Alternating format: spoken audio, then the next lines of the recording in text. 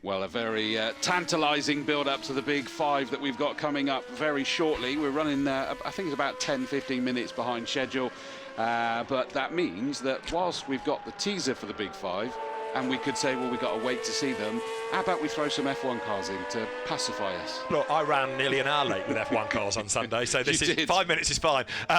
Yes, you're quite right, Chris. The Formula 1 cars back out on track, and they were interrupted by a red flag earlier on from the Tyrrell, which has reverted to type and is struggling to leave the pit lane, but it will get out there as you look at Matt Wrigley in this very, very valuable now 1992 McLaren. This is the XS and Senna chassis, and this takes you to... That's not the one that did amazing in the rain here, was it? I've lost track of what. No, that was 93, the Grand Prix of Europe. This was the MP47. It didn't work initially. It was a new car rather than an evolution of the MP46. Honda V12. Still took 5 wins. It got... Ayrton Senna took honours in Monaco, in Hungary and in Italy. Comes into the pit lane, Matt Wrigley. Gerhard Berger won twice with it, and McLaren was still second in the Constructors. And in any other year, it wouldn't have been too bad. But the problem was that Patrick Head and the rest of Williams had come up with the FW14 with the active ride and a really good Renault engine, and some brummy bloke behind the wheel. and Nigel Mansell in that car was just a very tough nut to crack, and so yeah, it was a valiant effort from McLaren, but it wasn't enough. But a Marlboro McLaren with Senna on the side of it, it still makes one think. And of course, a year later, he had his win of wins here in the wet, the Grand Prix of Europe. Yeah. Which is just, I mean, I think actually even catapulted Donington Park into worldwide fame. Just that in the rain down the Craners was like sublime. We still watch that opening lap to this day, because of course Ayrton drops to 5th. He was 3rd on the grid, he was 5th going down through the Craners, and he led by the end of the lap. Just ridiculous. Yeah, it was. And of course that was the race in which he set the fastest lap of it by dint of coming through the pit lane, because the weather, I know we're going off at another tangent, but the weather was changing all the time. It was heavy rain, drizzle. The teams couldn't work out whether it was spray hanging in the air or quite what. So Senna was coming into the pit lane and then decided actually it was dry enough. So he came through the pit lane, never stopped. And because the pit-in was a shorter version of what was then called Goddard's, he got the fastest lap.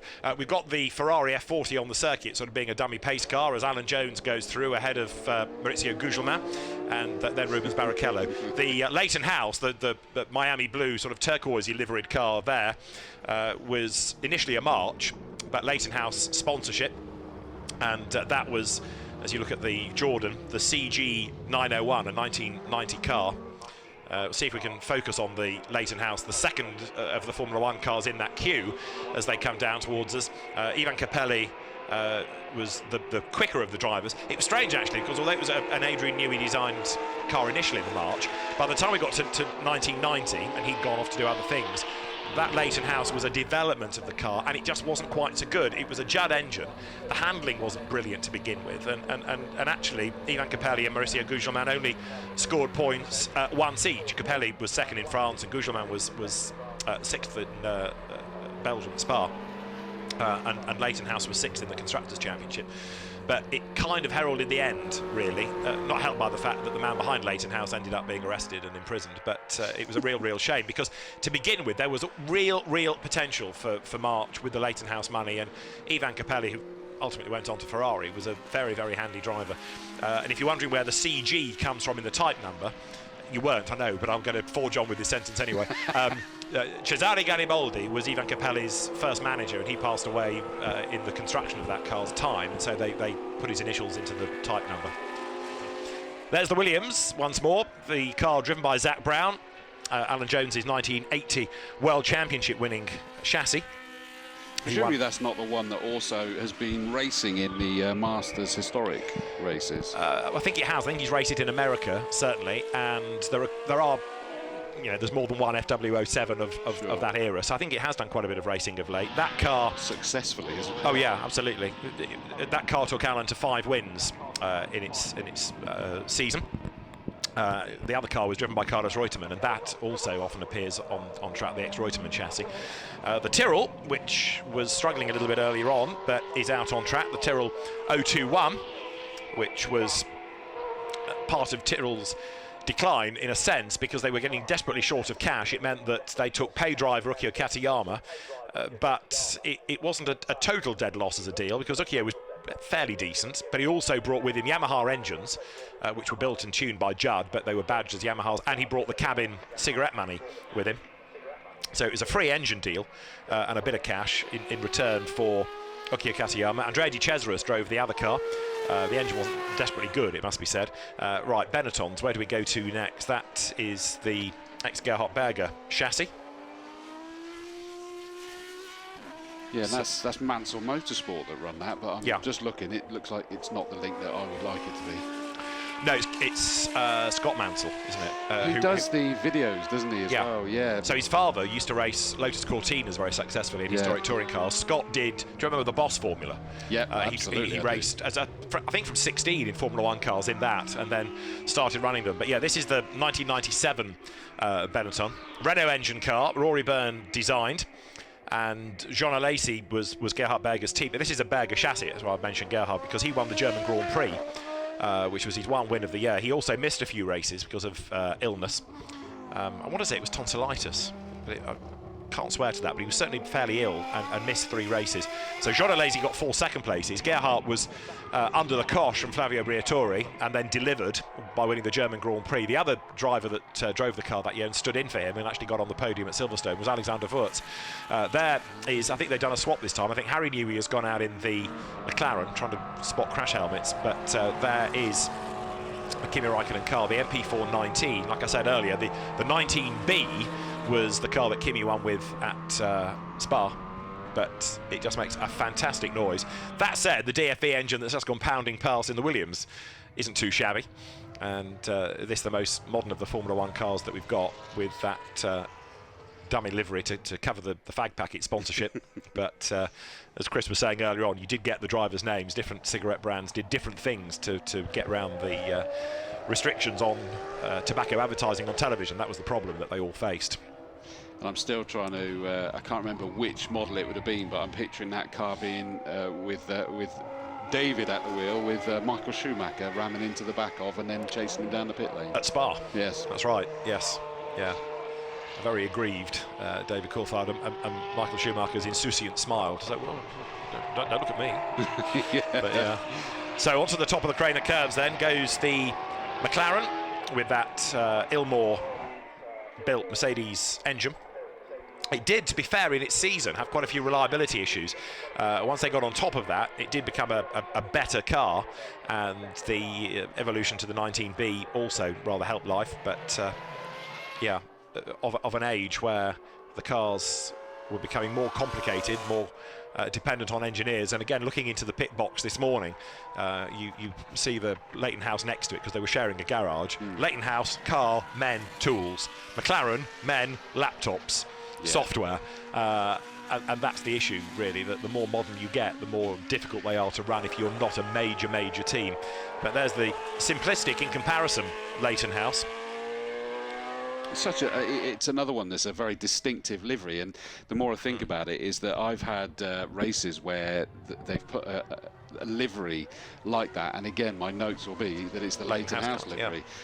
Say Leyton House to a motorsport fan, they know what you mean. Correct. In the same way that, you know, we talk about Marlboro or Gulf. Yeah, it's a colour in itself. And yet, you know, it's amazing that happened when you consider how many other teams have been and gone that you just forget about. I mean, you know, we were looking at the Onyx. Yes. No, I'll be honest and say I hadn't even heard of it until I was doing some research for this, and then realised I should have done, but I'd just forgotten all about it. Well, yeah, and there's loads of others. Exactly. That was another, like we said this morning, it was another of those constructors that had to face the dreaded pre-qualifying. Yeah. But again, you had at that time teams that were race teams that would come into Formula 1 because they could. They'd gone through Formula 3000, built their own car, got into Formula 1, but then quite often the sponsor that they'd attracted got all giddy and thought, let's buy this, let's not just be a sponsor, let's own the team. But there seemed to be a little bit of shonky money around from that time. Can't believe you'd suggest such a thing, David. if you look, I mean, Leyton House and also Peter Monteverdi, both, and who was the beardy Belgian Van Rossum. Jean-Claude Van Rossum. I mean, he was another one that came around with a big checkbook, and then found himself in a small room that he couldn't get out of, for example. Without his money. Without his money, yes. And then I know we don't have it, mercifully, but the woeful Andrea Moda, Andrea Sassetti, the shoe magnate, who had that ghastly foray into Formula One that Perry McCarthy has dined out on for a million years. There is the much earlier Benetton. Of course, Benetton effectively was what Tolman had been, because they sponsored and then bought the team, and then it became Renault, and then it became Lotus, and then it became Renault again, didn't it? But this car, the B190, from the 1990 season, of course, an Alessandro Nannini Nelson Piquet chassis. It had got a different front suspension over the existing car of the previous year. It had a more powerful Ford HB engine, so it was about 650 brake horsepower, which in modern terms is probably a bit tame, but it was good enough actually for Nelson Piquet to win the last couple of races of 1990, and was a catalyst to great things for Benetton in future seasons. Benetton had got involved in the sport, you'll remember, initially as a sponsor of Tyrrell, with the Michele Alboreto Tyrrell 011 winning at Detroit in 1983, and the knitwear manufacturer came in as a sponsor, and then again to prove the point thought, hey, this is a good way of being involved in Formula One, why don't we have a team? And then bought Tolman, which had struggled. 1984 Tolman had Ayrton Senna driving, you remember his great second place at Monaco, and by 1985 Ayrton had broken his contract, gone to Lotus. Tolman couldn't get a tyre supplier, so they sat out some of the early season races trying to do a deal with Pirelli to get rubber, and we're all at sea, and actually Benetton was the great rescuer, and so eventually took over the team. But yeah, this 1990 car came into the season late. 1980 you go back to with the Williams. 1979 was when Team Willie had its first victory. By 1980 was very much one of the top teams. It was Williams versus Brabham really amongst the Cosworth DFV teams, Lotus struggling by that stage. But even comparing that with the 79 car, it looked slightly different. The wing had got bigger at the front, and Alan Jones, who was perennially described as the gritty Australian, just got on with the job and won race after race, battled with Nelson Piquet, won the World Championship. And that car comes down now towards the end of the lap. Zak Brown at the wheel of it, and even though Zak, of course, is now so involved running McLaren, a great enthusiast for the sport, as you can tell from the toy box, because he's got some really impressive things out there. And but I like the fact that he gets out there and drives. Yeah, absolutely. Yeah. When was he a racing driver beforehand? Do you know? Oh, absolutely. He raced in the UK. That's where the link with Richard Dean comes from for United Autosports, because Zak came over here to race Formula Ford, and he got as far in this country as Formula 3 Class B. And I want to say, but don't quote me on this, but it was something like he shared a house with Richard Dean, or he shared Richard's spare room while he was over here as an impecunious racing driver, trying to get up through the single-seater ladder. That's how he and Richard got to know each other. And then eventually the career stalled, and he went back to America, built up his business, which was Just Marketing International, JMI, became the go-to sponsorship agency for NASCAR teams predominantly, then got more involved in European racing again, and struck up a friendship with Bernie Ecclestone, who persuaded him to come and have a look at the European scene once more. And Zak rekindled his interest for driving again and for team ownership, so he went to Richard Dean. They started UAE together, GT cars, they had a British touring car season, they're now incredibly successful in WEC and ELMS and in historic racing. There are cars in America, there are cars up in Garforth near Leeds. Yeah, so he was very much a racer, yes. Okay, but he spent more time running it than driving it. Does that work out? Yes, I mean his early career, I'm trying to think how many seasons it would have been, 4 or 5 maybe, I forget how much racing he'd done in America. But you know, United Autosports has been a team that's been around for a decade. Absolutely. And so in that time, you know, he's done a bit of British GT, he's done a bit of Spa 24. But in recent years, less racing because of the pressures on running the McLaren Formula 1 team, and also being involved to a degree in Motorsport Network as well. So, yeah, something like this is probably a very pleasant day out for Zak, because he can just drive around in his cars without the necessity of all the pressure of race day. Checkered flag, he's out. But yeah, no, he's very much a racer at heart, Chris, absolutely. Yeah. No, it's good and I think that's always nice, like you know, say Frank Williams as a racer at heart running the Williams team is to see Zak Brown as a racer at heart running the McLaren team. Whatever happened to Ron Dennis? Where's he gone these days? Don't see anything of him anymore, do you?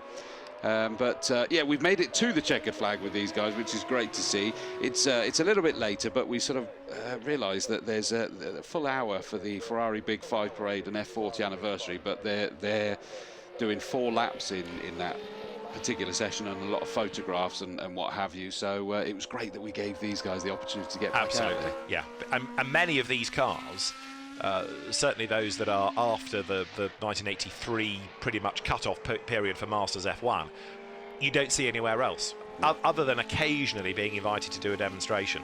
They're never in this number, but there isn't a race series for these cars of the later generation. So to have them on track like this is an absolute treat. And I haven't seen a lot. Oh, there's another one to stop. One of the Jordans. Hopefully that Jordan will get going again. But there's a lot of these that I have never seen out on the demos and racing. And I'm sort of watching this and thinking, yeah, take for example Zak Brown, is that we're talking about these sessions where the members are taking their Porsches, their Ferraris, their whatever out.